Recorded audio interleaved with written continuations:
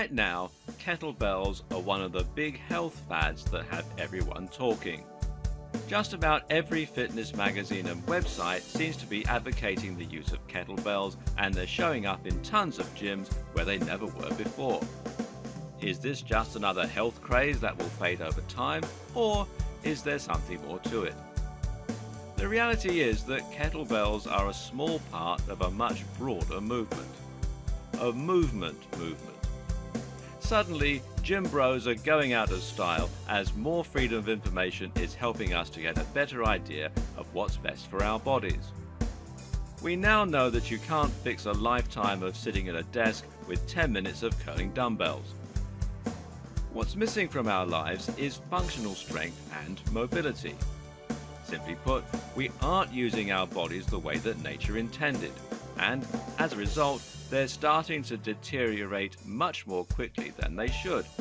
Cue the dad bod, the infamous physique that plagues guys who spend 65 hours a week in the office, 20 in front of the TV, 10 in the pub, and 2 in the gym. We need to start over. We need to use more creative tools to make training fun again, to explore using our bodies, and to start developing real-world strength that we can apply to our everyday lives. We need to become powerful, flexible, and mobile again. And kettlebells can help you to do just that. Let's explore what kettlebells are all about and why they represent such a paradigm shift. In this video series, you'll learn how you can create an entire workout using just kettlebells. And this won't be any old workout. This will be a workout that gives you the kind of body you always wanted, along with the kind of performance you've only dreamed of. You'll be stronger, faster, more adaptable, and more energetic. You'll feel more awake, and even your brain will be supercharged beyond measure. Don't believe me? Well, that's fair enough. They're bold claims. But I promise that once you've finished this series, you'll understand exactly why that's possible and exactly why you need to start kettlebell training today. So let's start right at the beginning. What is a kettlebell? Where did it come from? And how do its unique properties make it such a truly effective training tool? Essentially, the kettlebell is a small weight that can be used to provide external resistance in a manner very similar to a dumbbell. It has a handle and it comes in a range of different weights, allowing you to curl it or press it in just the same way.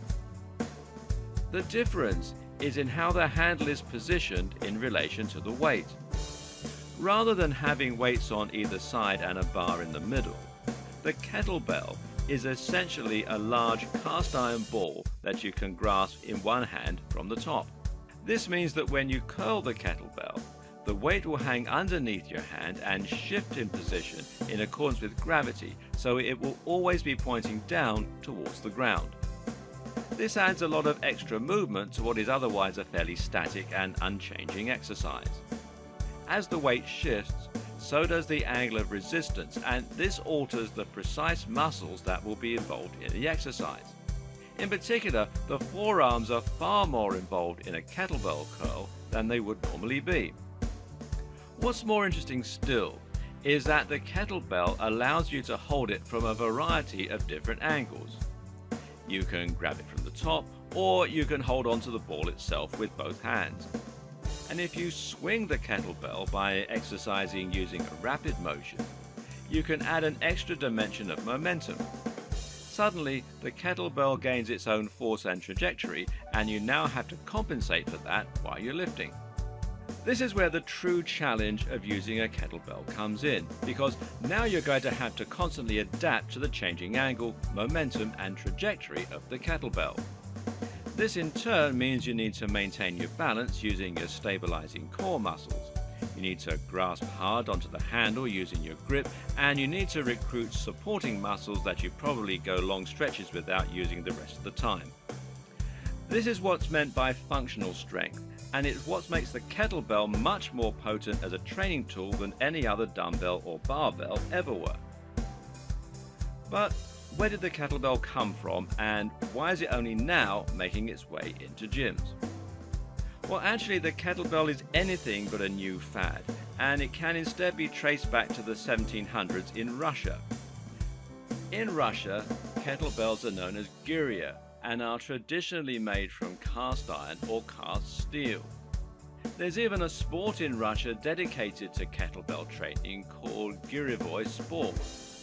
Kettlebells even have their own unit of measurement, the pood, which is 16 kilograms.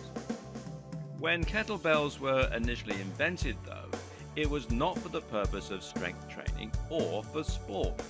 Rather, they were designed for weighing crops and were used by farmers. What happened though is that those farmers found themselves becoming buff, which led to them displaying their feats of strength during festivals. This obviously got the attention of the burgeoning health and fitness industry, as well as the Soviet Army, who introduced them as part of their physical training and conditioning programs in the early 20th century. Kettlebells would also become popular among old-time strongmen who would demonstrate their power and size in traveling circuses alongside many other tools that allowed them to display this ability. And then they just kind of faded away. Until the early 2000s, that is, when they started to make a comeback. So what happened? Well, as mentioned, kettlebells became popular partly as a result of a greater understanding of functional fitness. As our understanding of health and fitness has progressed, so we have found new merit in old tools that allow us to use our bodies in a more dynamic and challenging way. A few pioneers helped to spearhead this movement. One was the now legendary Pavel Tsatsouline, who published the book Enter the Kettlebell, Strength Secret of the Soviet Supermen, and went on to appear on several high-profile blogs and podcasts. Another was Tim Ferriss, who became a champion of the kettlebell in his own blog and in his book The 4-Hour Body. The kettlebell was then quickly adopted by the highly divisive CrossFit movement, and whether you love or loathe that particular school of training, there's no denying that it has had a huge impact on the industry. Is the kettlebell just a fad then? One that's likely to drift out of popularity like yo-yos and pogs? Well, that's unlikely. The kettlebell, if anything, is a return to a time when we were just more focused on actually getting stronger and more athletic rather than just looking good. And hopefully that's not a fad at all. If anything, the kettlebell is something we should see more and more of as we continue to take mobility and functional movement seriously.